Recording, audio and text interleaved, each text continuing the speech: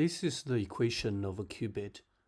If this alpha is 1 and beta is 0, you just have a classical bit.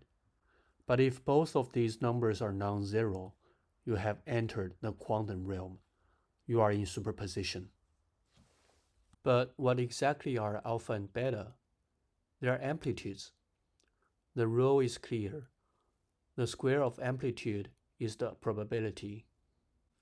If I set the probability to exactly 50-50, the amplitude isn't 0.5.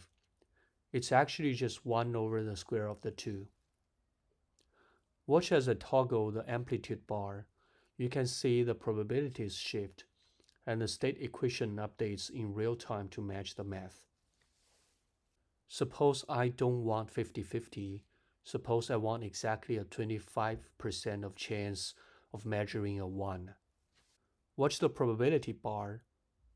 To get a 25% probability, my beta amplitude needs to be 0.5, because 0.5 squared is 0.25.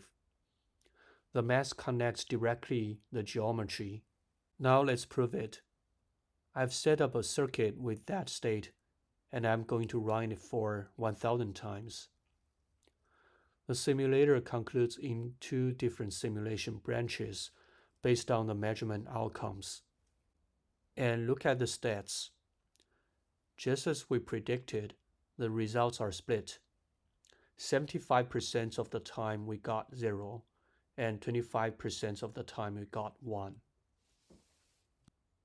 Understanding amplitudes is hard when you just look at equations. It's easy when you can jack the slider yourself. We built the simulation on Quantumlings. I've linked the specific visualizations and interactions I used in this video right in the descriptions below. Feel free to head over to Quantumlings.com and try them out for free.